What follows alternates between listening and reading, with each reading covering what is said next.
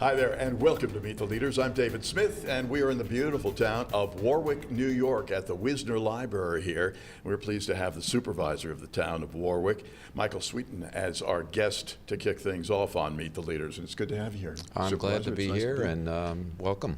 Nice to be in this wonderful town again. It's been a little while since we were here, and it is still just as beautiful as ever. Well, a lot of people working hard to make that a reality, so we're glad that you're here. And this library is a wonderful library. It's a great asset to the town and the village. They do so many things. It's become a real community gathering spot. Well, that's important, because all too frequently there aren't that many community gathering spots, right. And a library like this is certainly a good focal point, no question about it.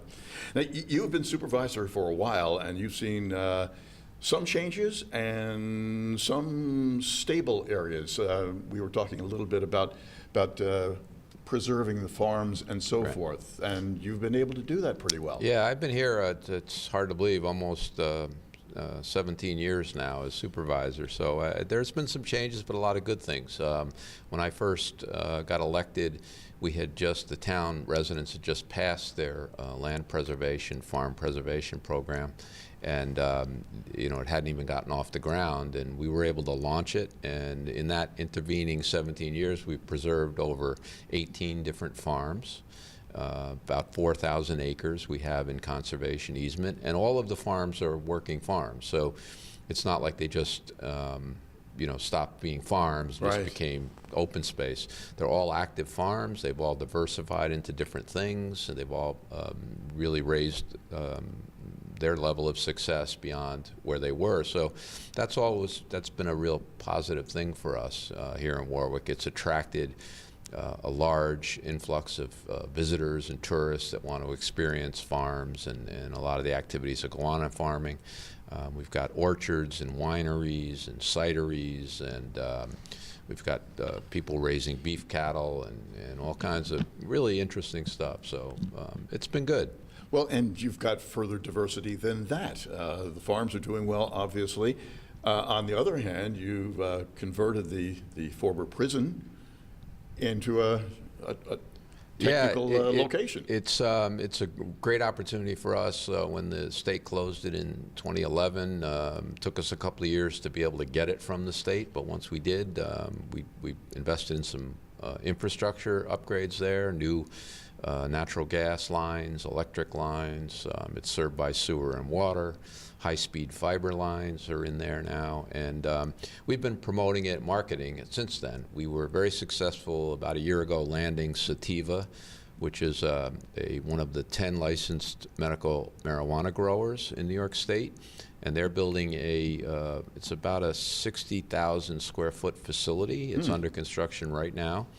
So they bought some property out there, and they're excited to be here in Warwick. We just signed a deal for an office building on the site. We've also concluded a deal for a craft brewer to go into the site. He's going to bring his production facility back from out of the county into the county again, and we're excited about that. Talk about diversity, and that's certainly it's a pretty good mix. Got to help the tax base substantially. It is. The Yard, which was a sports complex that ran into some troubles, has now been brought out by some very good investors. Christopher Fuchs and Raluca Fuchs is his wife.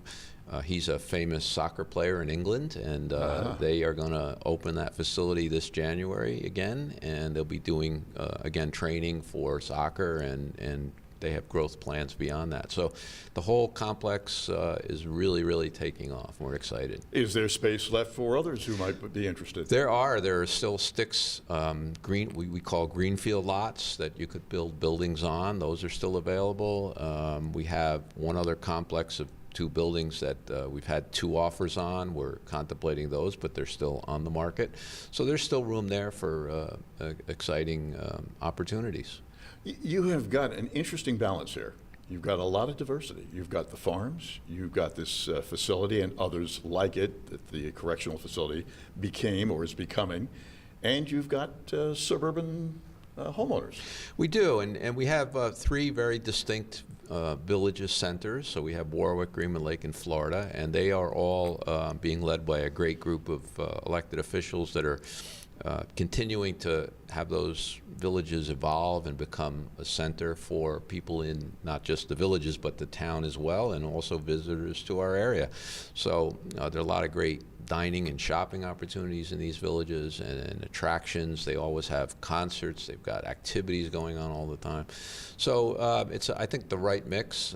We've got, like you mentioned, some rural suburban homes that dot the landscape, but it's mixed in with a real nice mix of open space, farm activities, and vibrant villages.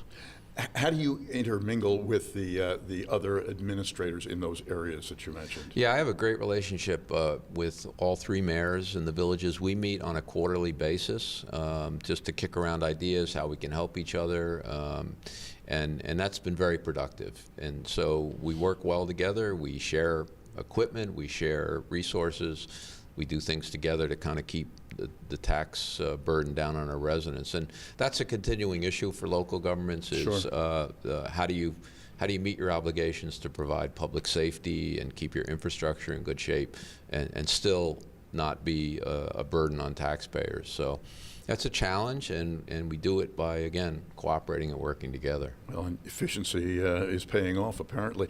I mean, you mentioned what you had to do to make the correctional facility more user-friendly for folks out there. You put a lot of effort into that. We did, and we invested some money. The Orange County IDA helped us with a shovel-ready loan, and that's being repaid as we sell the properties and develop the properties.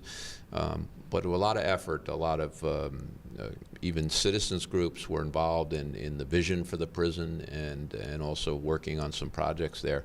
It's also, not only is it a corporate park, but it's also the town owns area around it that have become one of our premier parks.